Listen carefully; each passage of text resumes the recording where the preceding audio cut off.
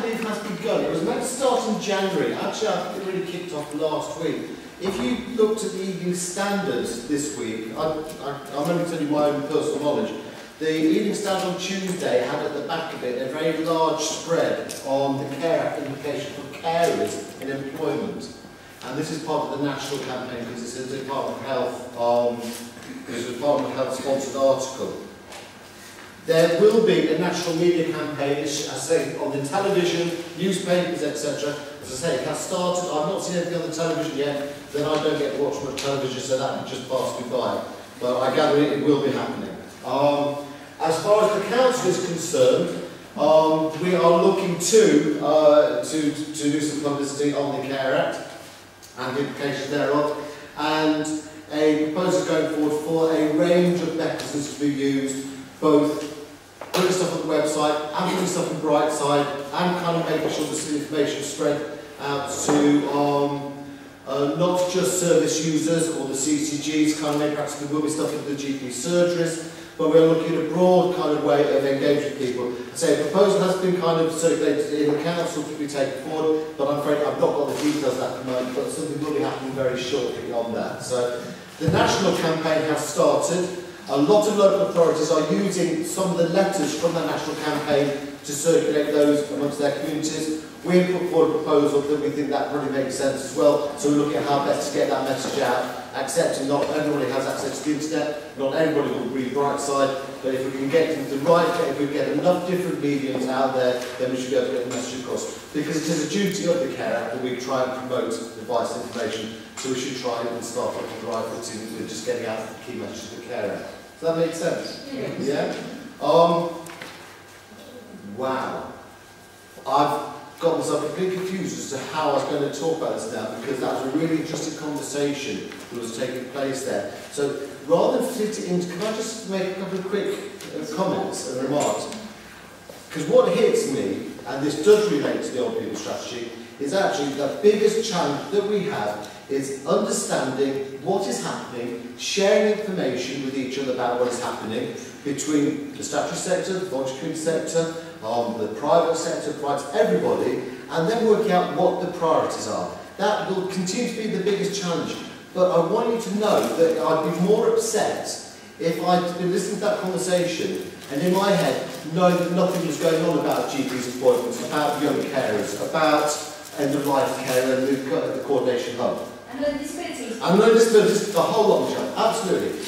The really, really exciting thing for me is that I know there's a huge amount going on, and I know that I'm an iceberg. I've only known that little bit at the top, and everybody else knows that huge 10, 12, or 1, 6, 5, 6 underneath it, yeah? But just on those little points, just to give you some confidence, I met with Sue Tampenden in the CCG and with Dr. Stephen Deers, who works for Trinity Hospice, yesterday. And we have discussed around the Care Coordination Hub actually doing a workshop in March, April for not just health professionals, not just social care professionals, but for voluntary sector organisations as well.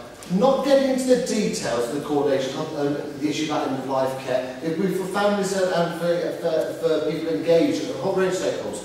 But to just understand what the issues are, the sensitivity of this, the challenges, the upset when something happens for either the person or for their family networks around them where these issues arise. And so it's just something about the services that are out there, the duplication, the gaps, but a general understanding of what the end-of-life care pathway is, what we mean by it, what our different roles are in it. So, you know, on that one we had that discussion. Young carers, massive issue. Carers is a key feature of the Care Act. And young carers need to be fully engaged in that as well. We have a young carers project. Again, I don't have the details in my head of everything that we do, but if people don't know that the council runs a young carers project, then we need to. And so, after this, Christine, if you can just give me the contact of that, I will put you into contact with the person who's actually my department who runs the young carers. It's not us. No. Someone who's saying from Family Action. Thank you. So, thank you, thanks Sue. So we get it with Sarah, so we can put that bit together, okay? What's that? GPs, yeah? One of the slides, this is the final one, then I'll get back into the presentation mode, but I'm hoping to use up as much time as possible. HAT, I try not to use acronyms. There's a thing called planning all care together, yeah? I don't understand all the details of it, but I should have known it, shouldn't I? Because I am in a dual accountability role. But PAC is actually a programme that is in primary care with GPs. So they have identified through this, in each practice, so it's fantastic about Batsy feels that Sue's getting a really good service, but okay, we need to make sure everyone gets up to that standard. The top 2% of everyone's patient register, yeah, the GP is now charged to have a named GP. So if you're in that top 2% in that practice, you will have a named GP who should be giving you an appointment with that named GP, and it should last something in it's either 20 minutes or 40 minutes. So now then, obviously, underneath that, because there'll be some practices where the demand is much greater, and you may get that 2%, so you're not always going to get the same people with the same issues in that 2%. So what the CCG has done is underneath that, they're using a risk stratification tool, which is based on the number of people, the number of visits to hospital coming out, and your long-term conditions, how many chronic health conditions you may have, has identified a cohort of people that would sit underneath that they should also be having regular engagement with. It's not perfect, it needs a huge amount of work in developing it, but it's just important to know that there's a huge amount that's going on around. And so I just wanted to kind of just start off by just kind of throwing those bits out. We're now 50 minutes, great. Okay, right, I'm going to canter through, okay? So, there's lots of familiar faces, but to those who don't know me, my name is Rob Persey. I'm the head of the Joint Commissioning Unit for the Council in the Department of Education and Social Services for elements of public health, specifically relating to sexual health and substance misuse, and for the CCG, the Clinical Commissioning Group, broadly around the areas of older people, learning disability and mental health. See, and we've got the coordinated focus around carers. So that's what my role is. I've got 15 minutes now, not 20 minutes I wrote down there. And just for those who count, I've got 6 slides after this one, okay? So what I'm going to do is I'm going to canter through these 6 slides. When the original Older People Strategy was done back in 2008, that was prepared as a partnership with the Older People's Forum, the CCG, as it then was the Primary Care Trust, and the Council. It was wide-ranging, so whilst I would stand here and I would probably talk to you more about health and social care issues than leisure or benefits or income or transport getting about, those types of issues. And so I'm standing on the wrong side, I haven't got to do that side, did It's okay. The Older strategy was about a breadth of issues, because it was about people's quality of life, it was about their well-being, it was about how they connect socially to feel that they're getting a good quality of life. I think that we had a lot of success from that first strategy. We've got reports on it, it's not the time now to look at the detail of it, but we did annual reports on each of the sections. Am I in the middle? Oh, I'm the one side. Is that better this side? Yeah? That's brilliant, thank you. That means I can shut up and just let you look at the slides in a second. But the primary, so I think we had a lot of success, but the primary purpose of the strategy, was the first strategy we had done for older people at that time, was to raise the profile of the issues. And I think as we move forward, as we move forward, I think this will be one of the key things that we need to look at in making sure we get this addressed in the refresh as well. So, originally, I think when I was invited to come today, it was because the draft strategy, which is in your packs, was going to go to the Health and Wellbeing Board for sign-off in February. Yeah? We've been doing consultation on this for a while now. So it's been to the Older People Forum, they've done a number of events towards the back end of last year, or from the summer last year towards the back end. We had a meeting with the Older People Network earlier this year, in January, where it was agreed that you really want to just get signed up and see the action being delivered and actually what this means in practice. The CCG has been through their mechanisms of consultation, but what we did through January is we posted it on the website, so we did an online consultation on the Older People Strategy. Now then, what has come back from that and from the other consultation that we did was that people really support the original dimension of independence that we use. There's no energy, there's no issue, and no one anywhere is contesting continuing to do that. We did get a couple of comments back in the consultation which said they feel it's a bit safe. They feel it's possibly not as exciting and as stretching as it could be. And Christine's comment about the potential for you to get bombarded with strategies. There are a whole range of strategies, and there's an award one at the moment being prepared under the leadership of my public health colleagues around a joint health and wellbeing strategy. And we're just taking a pause on the wellbeing strategy before we publish. So the document you have is absolutely fine, it's current.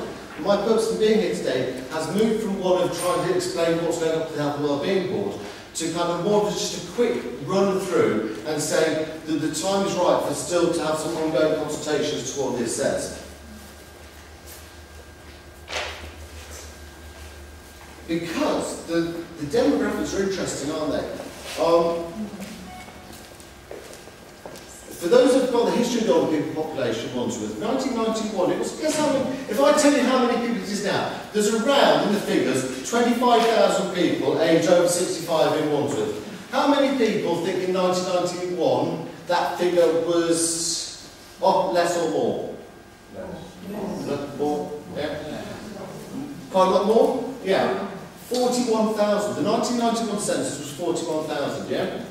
Now then, without going into history, because I could talk for ages, but I know that you want to really listen to Lawrence, so I'll really rush through this. The interesting thing is that what we see now is a kind of a levelling off of the old people numbers. So it's now a nice steady number, around 26, 27,000 at the moment. Anticipated growth over the next 5 years to around 30,000, yeah? And the biggest growth area is in the 70 to 74 age group. Now what that tells us is because we should be celebrating the fact that we're all living longer, the real challenge is living well for longer. And that's where the strategy will come back in, along with lots of other work which is taking place already all over the place. But that age group, if the 74 age group is the growing age group, then in 10 years' time that's going to be the 85 age group. And at that point, it generally is when social care or health services tend to kick in as a general rule, as to kind of the need. But what we really want to do is make sure that people stay well and happy beyond that, so they don't need those services because they're still going, doing leisure activities, swimming, playing games, doing exercise, all those other things which actually are much more important as far as keeping people socially engaged. Now then, so I think it's really important we look to nurture those bits around well-being and accept that it's going to stay high profile because the demography is not going to change. We have an aging population, let's celebrate it, but we know also for the next few years we have a very, very tight economic climate that we operate in. And that will be the same irrespective of the outcome of the general election in May this year. It's not a political issue, it is just a fact of life for the coming years. If I can just scoop through these, and then I will try and leave a few minutes for questions at the end.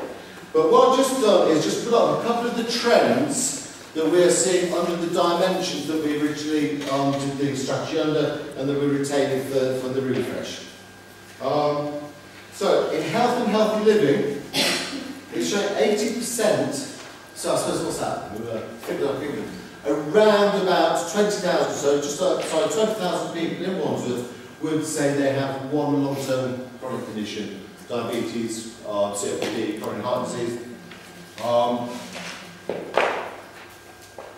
The second one I find really interesting, obesity prevalence peaks around retirement age, and that scares me for the future. Because if you look at kind of what some of the challenges are with the schools about in young people, and I think the thing I saw in the paper, and I know that I'm in this group, a third of us, a third of all adults are now considered obese. So that's really funny, because if you've got that coming through, then at retirement age, when you are more likely then to also be at risk of other conditions as well, it's potentially a little bit frightening, but I'll try and take away some of that fear shortly. Falls was a big element of the last strategy, the frequency of falls in Wandsworth. In 2010, we did a needs assessment on falls. From that needs assessment, we completely redesigned the pathway, and the CCG put significant investment into improving the fall service. It has improved. There is more to be done though. It is still worrying that if you have a fall which doesn't result in a hip or a wrist fracture, you are 50%, there's a 50% likelihood that you will end up having a fall that does. Yeah? So we know there is work still to do on that, but things have improved. But I think it's a trend that I'm throwing out here because I see it's been something within this dimension we want to focus on in the refresh. Vision and hearing loss. As we're ageing, it happens, it's part of nature. So we need to be aware of the issues that might have as your eyesight fails or your hearing fails.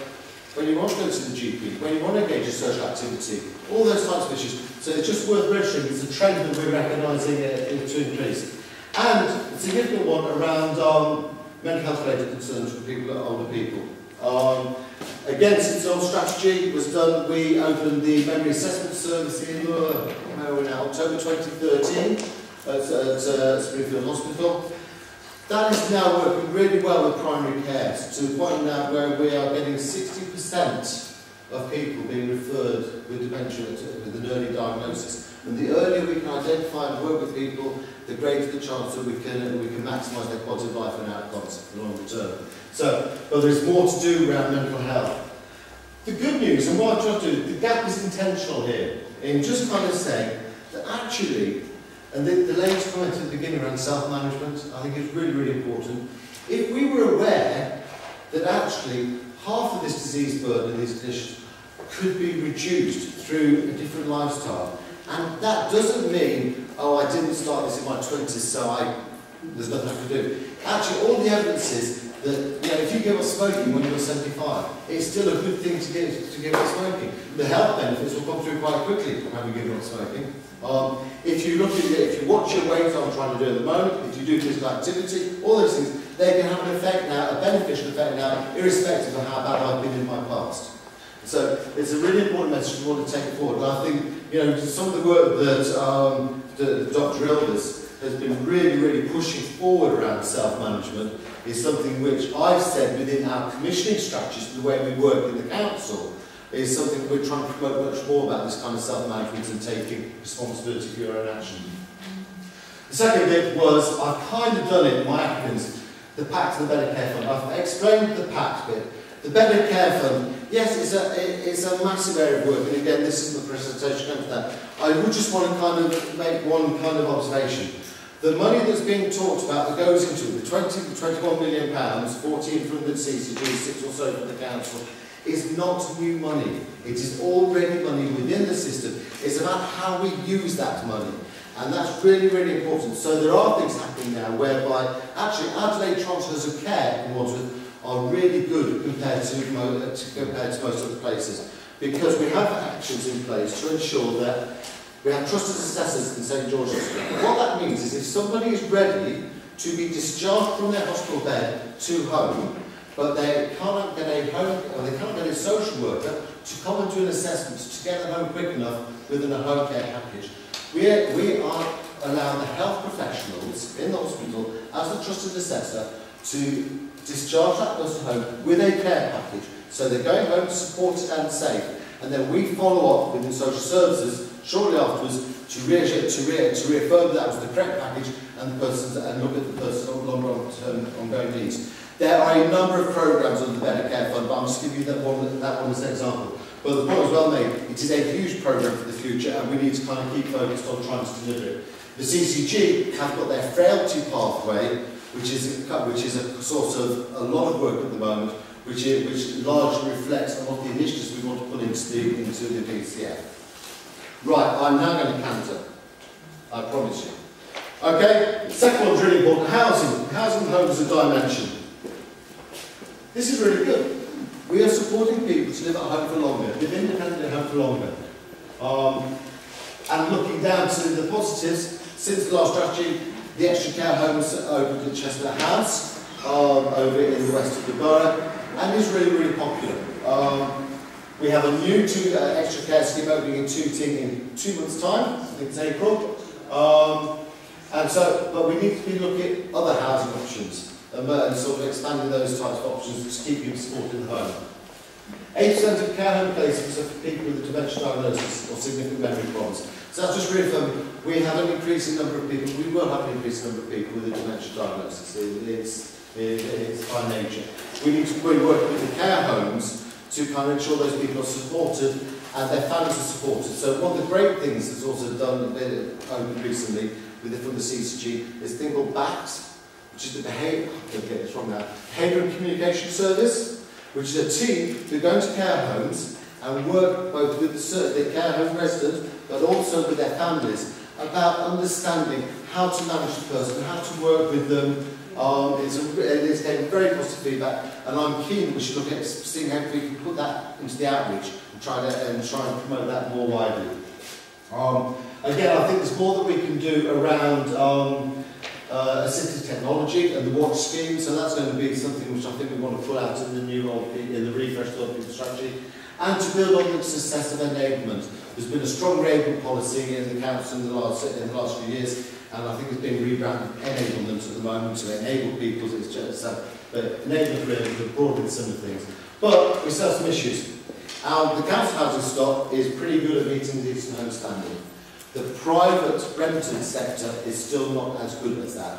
I think the figures are around 50% or so, and private rented stock does not meet the decent home standard. So that's an issue to working with housing policy and working with registered social landlords that we need to kind of further take forward.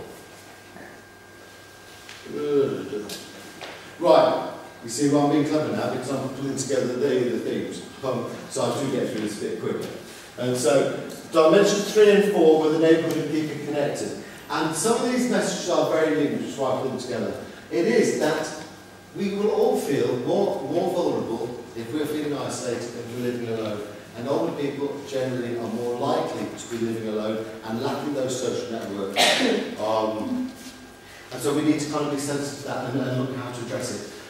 Crime is really good in that it's reducing. The overall levels of crime continue to reduce. However, you need to look at the details underneath that and identify that fraud, particularly to target older people, continues to be a persistent issue.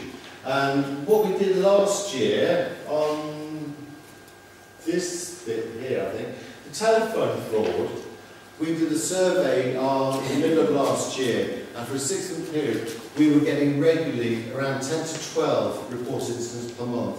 So, and that's higher than it had been at a period previously. So we know that telephone fraud is a particular issue, so we need to be looking to address things like that. We've got about 1,000 people actually in Wandsworth who are feeling isolated. And we anticipate that we use the figures we currently have, we anticipate that will rise by another 500. So we need to be looking at kind of a range of services you're all engaged in. You know, I see Rachel, the befriending service, I see what we do in our open access day services, I see a whole range of other people who are engaged in helping deal with this type of work, and we need to look at how we can support them both with the council and the CCG as we go forward. We will be looking to consult on a new day service model later in this year, but again, here's not the time to go into that. And when I wrote this slide, I've got a bit, before I sent this slides over to Lauren yesterday, I did wonder about taking that bit off, just to try and protect myself for today, because of the conversation that people may be aware of the conversations that we're having about that at the moment. But it's a really important point. Whatever we do with the voluntary sector, we've got to recognise how much we value that relationship. And we've got to put it into a footing whereby we can look at a longer-term contractual arrangement rather than the short-term grant funding, which has generally been the case today. And so that's why I was keen to kind of stress that we are doing work with the voluntary sector. We do want to consider, we do value their contribution, and we look at that from a council and a CCG perspective. Yeah. Again, getting out about an income. You know, I think there's been a lot of improvements in the last 5 years. Generally, if you go around, look at the change of Clapham Junction. Look at the general quality of the bus stops. They're all there ready for level access now. I still think training of bus drivers is an issue. I still think bus drivers pull off too quickly before people have sat down. We have tried. There's some things you can influence, there's some things you can't, and there's some things you continue to try to do. We have it as a standing item. I don't go to the meetings, but I promise you it is a standing item when we sit down with TfL to discuss this. They say, yes, it's part of our training module, but when the driver gets behind the wheel, he or she sometimes seems to forget it. But there have been occasions where I have really noticed that they do stop and wait until the person sits down. So I think we're chipping away at improvements. You know, we continue to spend money on footpath and county repairs. Here's what it says on the slide. I'm conscious of time. I need to really kind of wrap up. So I think this is my last slide, which is saying back to what the strategy was about originally. It was about raising the profile. I think we did that quite well. I think any new strategy's got to do the same again, but it needs to link in to you know, what I was mentioning about the Care Act and the key messages of the Care Act going forward. The Better Care Fund is a vehicle that we need to engage to drive not this forward.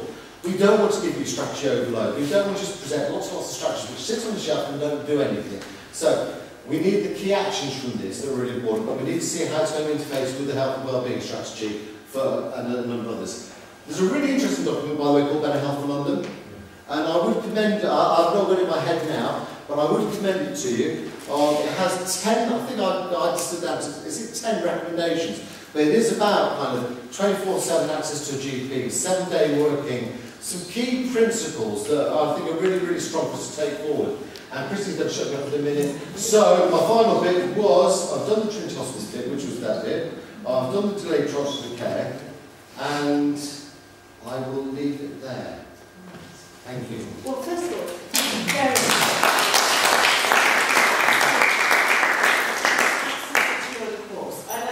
We are not going to leave it there. We're completely out of time with regard to any questions today. However, because it's actually not going to the next Health and Wellbeing Board, but to the one after that, I would like to suggest that, because it's such an important issue that affects every one of us, that we perhaps come back to it at our next meeting of the Health and Wellbeing Board, you know, ahead, or our next meeting of the forum, the one which is ahead of the bill of the board, so that we can continue